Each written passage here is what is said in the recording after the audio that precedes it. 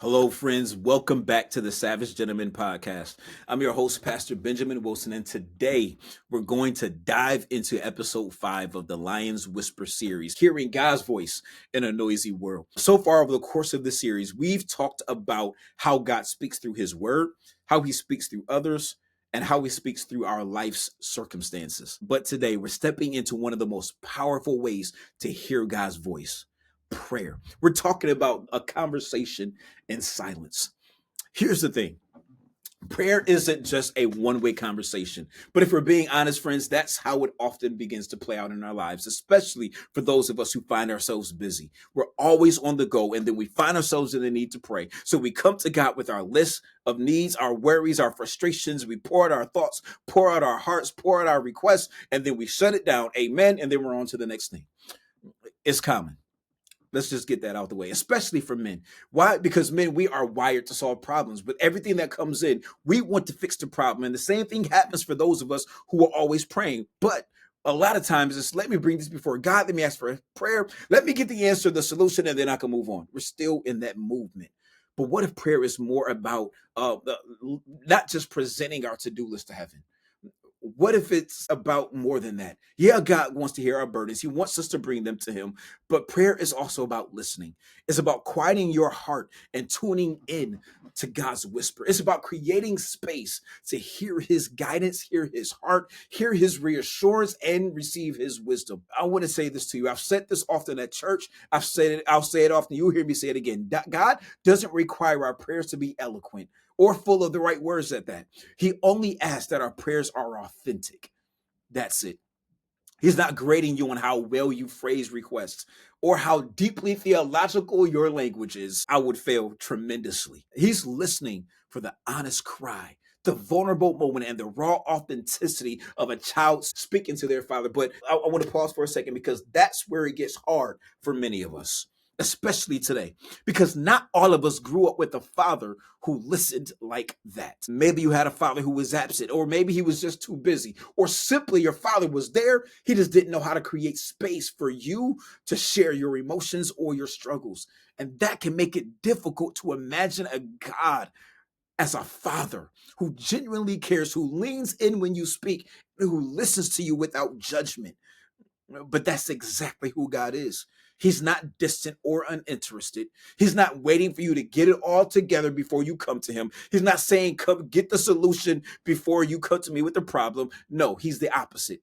He's the father who's always present, the friend who never leaves, and the confidant who knows you better than you know yourself.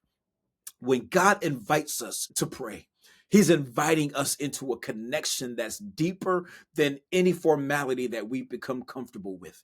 He doesn't just want to be your God. He wants to be your father. He wants to be your friend. He wants to be your safe place. He wants to be your source of strength. This is why authenticity in prayer matters so much. When we bring our real selves to him, our doubts, our fears, our hopes, dreams, aspirations, our joys, it creates space for connection. It opens the door for him to not only hear us, but to speak to us, to comfort us, and then to guide us. And this is where prayer becomes transformative, when it's no longer just about what we say to God, but it's about the connection that we are cultivating with him, especially understanding that he's a God who longs to be close to us. And here's the challenge for many of us. What if the connection that you've been craving, that we've been craving, clarity, peace, love, joy, the breakthrough you've been waiting for, what if it's been waiting for you on the other side of your silence?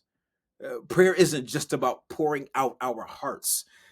It's about quieting them enough to hear God's response. Y'all, we live in a world that celebrates, absolutely celebrates the hustle, celebrates noise, looks at constant activity, and celebrates it. We live in a culture that equates busyness with success and noise with progress. But Psalm 46:10 cuts all the way through it, with something that is simple but profound. Be still and know that I am God. This verse challenges us to pause in the middle of the chaos, to step away from the noise and to quiet our hearts. Stillness isn't just about being silent. It's not just about being silent. It's about surrender. It's about laying down our need to hustle, our endless distractions, and check this out, our constant desire to control the outcome. Why? So we can focus entirely on God and hear his voice clearly. You see, when we stop striving and create space for stillness, we open ourselves to the transformative work of prayer as a conversation. We begin to move from just speaking to God to truly listening for him. And it's in that, that stillness where we find peace, where we begin to recognize his voice, recognize his guidance, and we are able to connect with his presence. Stillness isn't weakness. Make that clear. It's not weakness. It's surrender. It's strength under submission. When we make space for stillness, especially in prayer, we're telling God, I trust you enough to stop striving, eliminate the distractions, and to start listening to you. Think about that for a moment. Stillness is an act of surrender. It's letting go of the need to control, to fix everything, to figure everything out on your own, and instead placing your trust in the God who holds it all together. It's saying, God, I don't have all the answers, but I know that you do. It's about saying, I don't know what comes next, but I know that you see the whole picture. In the silence, God speaks. He reassures us of his presence. He reminds us of his promises. And check this out, he still guides us with his wisdom. Here's the part I love, especially about Psalm 46:10. It doesn't just tell us to be still. It also tells us to know that I am God. Stillness creates space for us to remember who God is, sovereign, faithful, power, present. When we stop striving, we allow ourselves to encounter God as he truly is, not as the chaos around us paints him, but as the unchanging, ever present Father who longs to guide and comfort us. Stillness isn't just about quieting the noise, especially when it's on the outside of us, but it's also about quieting the noise within inside of us so that we can truly know him and hear him. But I'm going to be honest with you. Stillness is not easy. It requires discipline. And it's often in the still moments that our mind starts racing with everything we've been avoiding. We think about the deadlines that we've missed. We think about the conversations that we needed to have, but we postponed. Or we even think about those struggles that we don't even want to face. Stillness has a way of surfacing the things that we'd rather push to the side. But here's the powerful thing in that. These are the very moments these moments of discomfort are where God often does his deepest work. It's in the stillness that he invites us to lay down our burdens, confront our fears, and rest in his truth. That's why it's so important, especially for us to approach stillness with intention. When you enter prayer, take a few moments to take a deep breath. Ask God to quiet your thoughts. Don't rush. Just wait. Don't fill the space with words. Just wait and listen. Waiting doesn't necessarily mean inactivity. It means actively leaning into God's presence, trusting that he will meet you in the silence. It's in these moments that God often whispers the things that we need to hear the most. After realizing the power of stillness and how it creates space for us to encounter God and hear his voice, after we have embraced the silence, other questions begin to arise. How do we recognize God's voice when he speaks? How do we discern his whisper amidst the many thoughts and feelings that flood our minds in those quiet moments? For that, I want us to look at one of my favorite scriptures, 1 Kings 19:11-13, where Elijah has a life-changing encounter with God. Elijah is on the run. He's weary. He's desperate to hear the voice of God. He hides in a cave, longing for direction, reassurance, and clarity. And in that cave, God tells him to stand on the mountain because he's about to pass by. Elijah follows the instruction, and what happens next is profound. A powerful wind tears through the mountain, but God isn't in the wind. Then an earthquake shakes the very ground beneath Elijah, but God isn't in the earthquake. A fire blazes across the mountain, but God isn't in the fire. And after all of that, Elijah hears a gentle whisper. And that's where God speaks. Friends, those three dramatic events, the wind, the earthquake, the fire, those represent some of the most overwhelming moments that we often face in our lives. The wind symbolizes or can symbolize the storms in our life, those moments where everything feels chaotic and we're desperate for clarity. The earthquake, that can be connected to those times in our lives when our foundation is shaken, when unexpected trials or an unexpected loss leaves us searching for stability. The fire, man, it's moments of intensity where we feel the heat of stress, pressure, and even spiritual attack. In all of these situations, we long for God's voice to come booming in to fix everything right in the moment. Fix it now. But more often than not, he doesn't speak in the noise. He speaks in the silence that follows. What if the answer you're waiting for isn't in the noise or the chaos, but it's in the whisper that comes directly after it? God often waits until the storm has passed, the ground has settled, and the fire has burned out, because it's in the quiet that we're finally ready to listen.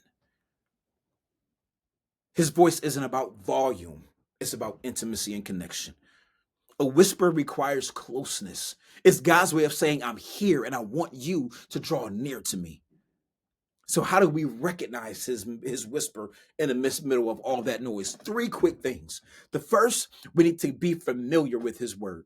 Understand this, God's voice will never contradict scripture. So immersing ourselves in the Bible helps us to discern his voice and discern his guidance. Second, we need to pay attention to the gentle nudges, the thoughts, the impressions, or the piece that aligns with that align with his character. And the third thing is this: we need to embrace the waiting. Sometimes God speaks right now. Sometimes he allows us to sit in that silence, trusting that his timing is perfect. Recognizing God's voice takes patience. It takes practice. It takes a willingness to lean into the quiet. It's about tuning your heart and your mind and your thoughts to his frequency and being ready when he speaks. Recognizing God's whisper in the quiet of our prayers is absolutely vital. And yet there is another crucial aspect to listening to God in prayer. And that is trusting in God's timing. Because while we may hear his voice, there are going to be times when the silence stretches much longer than we expect. And we're left wondering, did he hear me? Why hasn't he answered yet? That's where faith in his timing becomes absolutely essential. I want to share something with you. Every 6 months, I make it a priority to take some time to get away. I try to do between 5 to 7 days, if that's possible. If I can't do that, I'll try to break it out over the course of a weekend every quarter. In those times, I'm dedicating myself to praying God's presence and doing exactly what we're talking about right now, listening for him in the silence. Y'all, there have been times when I've come back home with so much clarity. God has spoken so much, and I can't wait to stand before the people and share what it is that he's spoken, when he says it's okay to share. But there's also been those times when I've returned and people say, man, Pastor, what did God say? And my honest response is, he hasn't said anything yet. And that can be hard. But what I've learned in those moments is this: God's silence is never wasted. Check this out. What if God's silence isn't a delay, but an invitation to trust him more deeply? It's in those quiet seasons that he teaches us to rest in him, to let go of our need for immediate answers, and to trust that he's working it out, even when we can't see it. Friends, Psalm 62 verse 1 says this: truly, my soul finds rest in God. Silence teaches us to rest, not in the answer, but in the God who holds the answer. Sometimes God's greatest work happens in the waiting. Think about it. In the silence, God is aligning our hearts with his. He's clearing out the noise and distractions so we can fully receive what he wants to say. Trusting his timing means being willing to sit in the quiet, knowing that his voice will come through when we're ready to hear it. It's in those moments that he's shaping your faith, building your character, and preparing you for whatever comes next. So, Pastor Ben, I hear it. But what do we do when God doesn't speak right away? I get all that, but if he's not speaking, I need to know what to do now. The first thing is this: we remain faithful. Keep seeking him, keep praying, and keep listening. The second is to shift your focus from what do I want to hear to what does God want to teach me in this silence. And the third is just as simple: we rest in his timing, trusting that when the time is right, he will speak clearly and we'll be at a place where we are fully ready to hear it. Silence and prayer isn't easy, not at all, but it's powerful. It's in these moments that God builds our trust, deepens our faith, and prepares us for whatever lies ahead. With all we have explored so far, you may be asking yourself, what do I do next? How can I put all of this into action? And for that, if you've listened to the previous podcast, I have a challenge for you over the course of the next weeks or however long it takes you to do this. But I want you to dive into this. Number one, create space for stillness. Set aside 10 minutes each day to simply sit in God's presence. No distractions, no agenda, just stillness. Use Psalm 46:10 as an anchor and I want you to begin by repeating this verse. Be still and know that I am God, allowing it to calm your heart and to center your mind. The second is to practice active listening. As you pray, dedicate time to not just speak, but to listen. Ask God to speak to you and then wait in silence. Write down any impressions, any scriptures, or any thoughts that come to your mind, even if it feels like nothing is happening. Trust that God is meeting you in that moment. And the last one is really important. Embrace the waiting. If God doesn't answer immediately, remind yourself of Psalm 62:1. Truly my soul finds rest in God. My salvation comes from him. Use these moments of silence to trust in his presence and trust in his timing. I've said this before. Write in a journal each day how you feel during these times of waiting and what God is teaching you about patience and about faith. Number 4, after all of this, reflect on his whisper. At the end of the week, at the end of the time of this challenge, take some time to look back over everything that you've written, everything that you've experienced. Ask yourself, how has this time of stillness and listening changed my perspective or drawn me closer to God? I know you're going to find an answer. If there are no clear answers yet, that's all right. Just wait. Continue because he's working and shaping you in the process. Silence and prayer may be one of the most challenging disciplines that we, especially as men, have to face, but it's also one of the most rewarding. It's in the stillness that we encounter God's presence, hear his whisper, and are reminded that his timing is always perfect. Brothers, this week's challenge isn't about mastering prayer. It's about stepping into a deeper relationship and connecting with God by creating space for him to speak to you. Friends, if what we've talked about today has encouraged you or given you a new perspective, I want you to do this favor for me. Hit the like button. Share it with someone that you know needs to hear it. And make sure that you subscribe to the Savage Gentleman podcast. I want you to be here as we continue through the next episodes of the Lions Whisper series. And I want to just throw in a teaser here that after this series, God is already speaking that we are going to dive into Created with a Roar. Brothers, through the next time, be savage, be gentle, be extraordinary.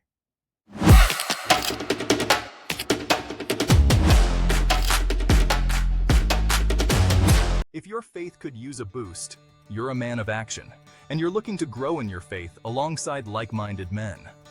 Let's dive in together. We invite you to join the discussion on the Savage Gentleman's Padlet page. This is where we can dive deeper, share our insights, ideas, and reflections. Let's talk about how our lives are being shaped as men of God. And don't forget to join the Savage Gentleman's Facebook page. It's another fantastic space to connect, share insights, and support each other on this journey of biblical masculinity.